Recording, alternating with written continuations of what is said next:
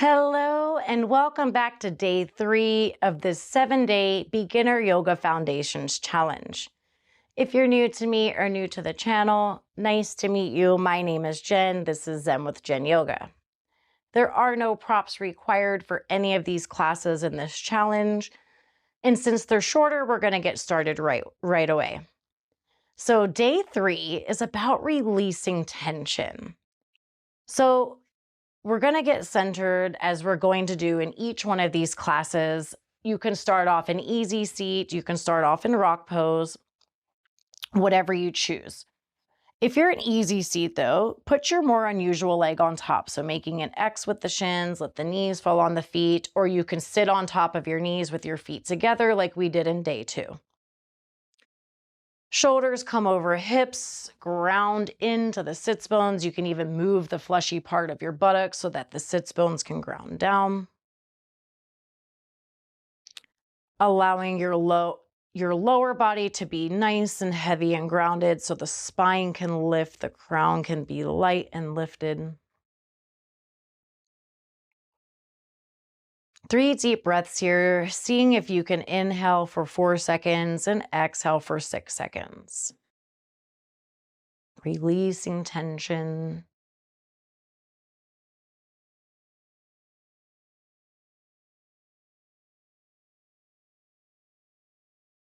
You're welcome to close your eyes or soften your gaze as well.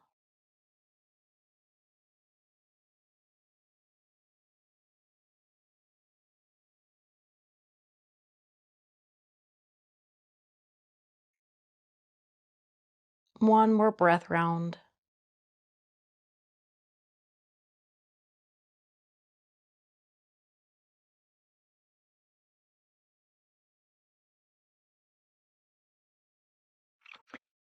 You can open your eyes for a moment and maybe you bring your hands to prayer with your thumbs touching your sternum.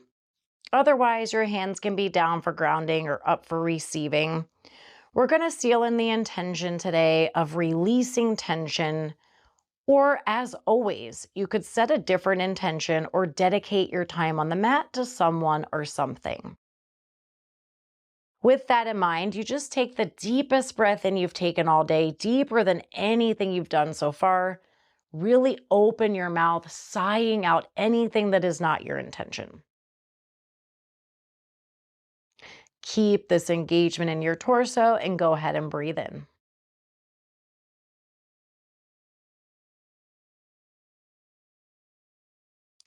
Open your mouth to exhale and release. Take a moment to bow the chin towards the chest, energetically honoring the choice for being here, for making it to day 3, for releasing tension, and also stretching the back of the neck, the cervical spine.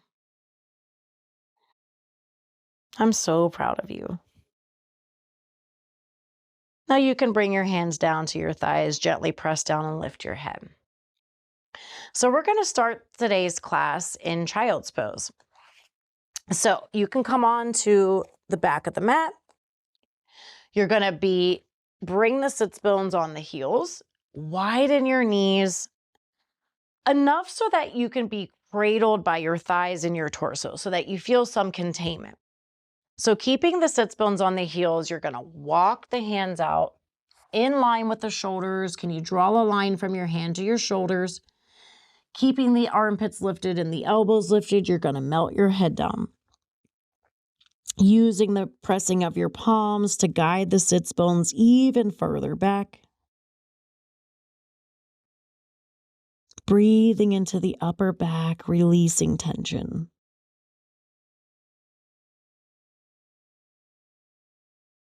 Child's pose is pretty active in the arms, letting the upper body pull forward, the lower body pull backwards.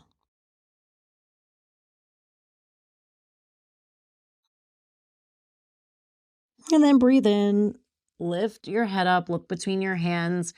You're going to shift your shoulders past your wrist, separate your toes, tuck them under, and then we're going to lift the hips up for down dog. So lift your hips up and back. Keep a generous bend in your knees to start. This is about lengthening the spine, not about reaching the heels towards the mat. So do not move your hands and feet. Feel the kneecaps lifting up. Feel the thighs pressing further and further away from your face. As you press the mat down in the way, the weight leaves the wrist and shifts into the tailbone.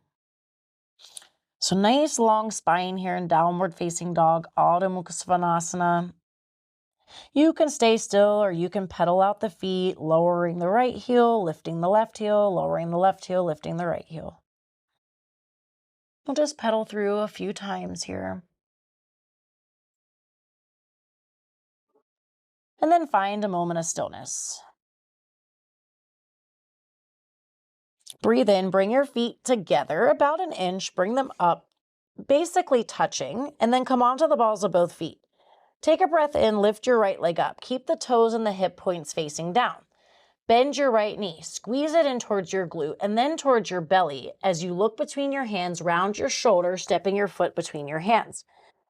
You can lower your left leg down and you can untuck the toes or keep them tucked under. Lengthen the torso by coming onto your fingertips. So extend the chest through the arms. Feel that sensation. And then you can take the right hand on top of the thigh. You can take the left hand on top of the thigh. Lift up from the hips through the crown. And then you can stay right here or breathe in and reach the arms up, lengthening from the hips to the fingertips. So again, it's not about dumping into the hips. It's about creating length through the spine. Breathe in. And then on the exhale, you can bring your hands down. Now, take your right hand to the inside of your right foot and heel toe your right foot off to the side. This is a lizard low lunge. So still keeping the knee over the ankle. Now you can let your hip come down. You're welcome to tuck your left toes under and try picking up the thigh, maybe rocking a little into the right hip. You're more than welcome to keep the left leg down. So lizard lunge, just see what feels good and what feels supportive.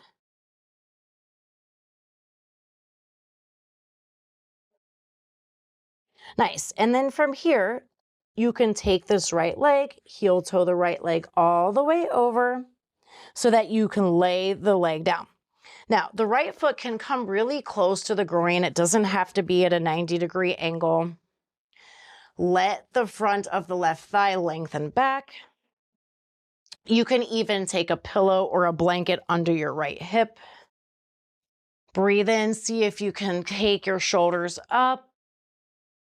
And then maybe you lay down on your forearms. So this is a variation of pigeon. It's not a traditional version, but it's really good for building the foundations and releasing tension, especially in the hips.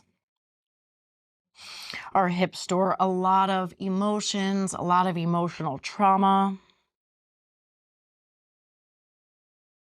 So if you feel like crying afterwards, just know that that's totally normal. There's nothing wrong with you. It's okay. You probably need the release. And then if you are on your forearms, you can come onto the hands and then tuck the left toes under. You're going to just lift yourself up, bring yourself back into this low lunge position so that you can bring both hands down. And then you're going to tuck your left toes under, fire up the middle of your left thigh and see if you can pick up the knee. Press down into your hands, spread them really wide, step your right leg back to down dog. Nice job. Now we're going to repeat that again on the other side. So bring the feet together and up about an inch. Breathe in, come onto the balls of both feet. Inhale, sweep the left leg back. Keep the toes and hips facing down. Now first squeeze the leg in towards the glute, look between your hands, then squeeze it in towards your belly and then around the shoulders and step through. Lower your left knee down, right knee down. Sorry. You know where you're going. I sometimes mess up my side, so just, you know what to do. Untuck your right toes and then lengthen the chest. Or you can keep the toes tucked under, whatever feels more supportive. Left knee over ankle, climb the left hand up, climb the right hand up.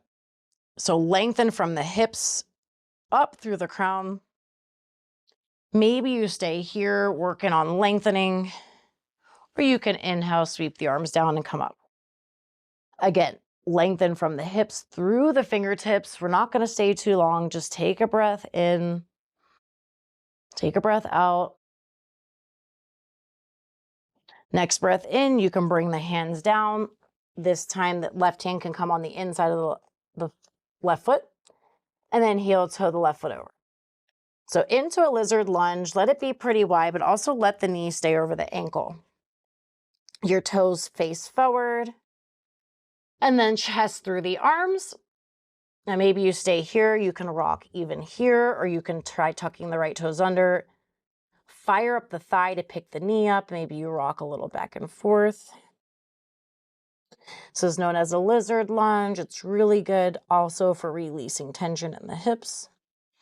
Keep your chest long.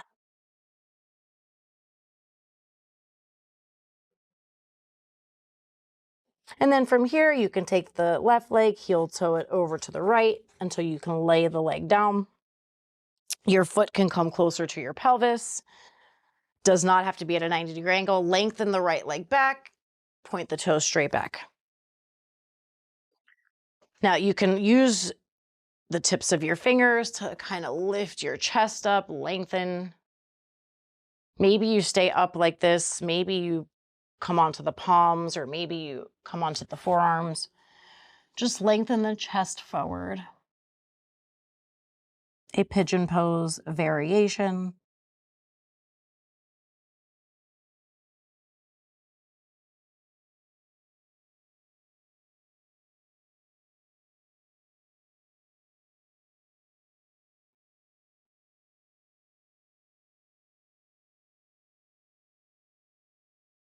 All right, if you're not on your palms, you can come onto your palms.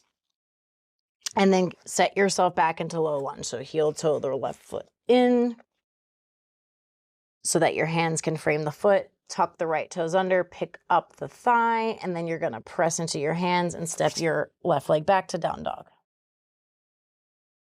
Press the mat down and away. Feel the weight leaving your wrist and shifting into the tailbone.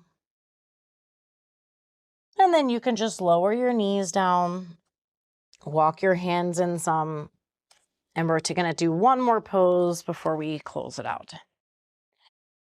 So Baddha Konasana, bound angle, or butterfly pose. You can always support your knees with a couple pillows or a couple of blankets, but you're gonna bring the soles of the feet together. Now, you might have to take your hands, move the fleshy part of your buttocks so that you can ground your sits bones down. The closer your feet are, the more of a stretch you'll get in your inner thighs and in your groin. Lifting the shoulders over the hips. You can hold on to your ankles. Maybe you take the legs up and down if that's feeling good. You can even rock a little into the hips. And then take a breath in, lift the chest up, lift the crown up. And then on an exhale, let this come from your hips. Lead with your chest and come forward. Once you cannot go any more forward, then maybe you can bring your hands out. Palms facing up is more receiving. Palms down is more grounding. Let the chest lead, or you can hold on to the feet. And then let the head round in. So strong in the lower body, easy in your upper body. Lengthen chest.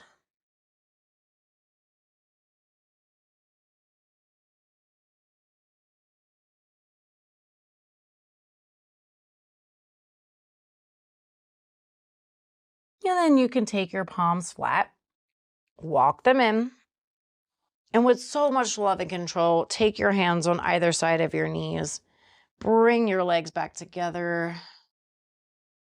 And then it might feel nice to give yourself a little hug. So as close as you want to have your feet, feel some compression from your thighs and your torso. Maybe the head touches the knee.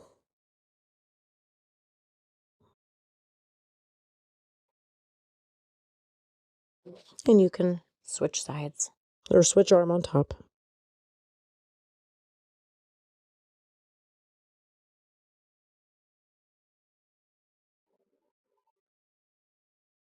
And then we'll close it out. So let yourself come out. Make your way into any comfortable position. Again, you can sit in easy seat, you can sit in rock pose. Take a moment to notice how you feel. Notice how you feel now from when we first started. Notice the tension that has been released from opening the hips. And again, we can close out by taking another really deep breath in, sighing the exhale out. Intentional, so shoulders over hips, lift through the crown, bring the navel in. Find your comfortable position for your hands.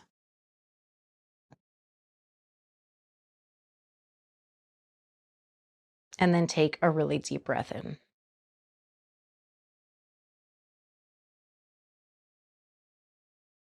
Even more. And then open your mouth to exhale and release.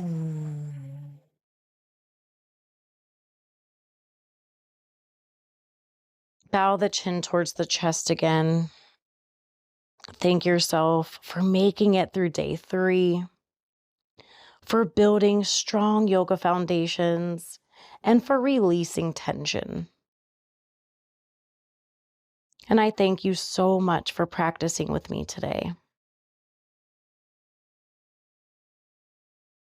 You can bring your hands down to your thighs, press down and lift your head.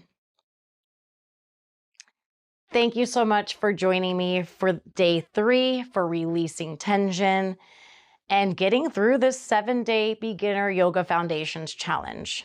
I'm so proud of you for making it to day 3. I'm excited for day 4. And again, I'll be back again to share experience, strength, hope, love, and yoga with you. My mission here at Zen with Jen Yoga is to help you find your Zen and live as authentically as you can.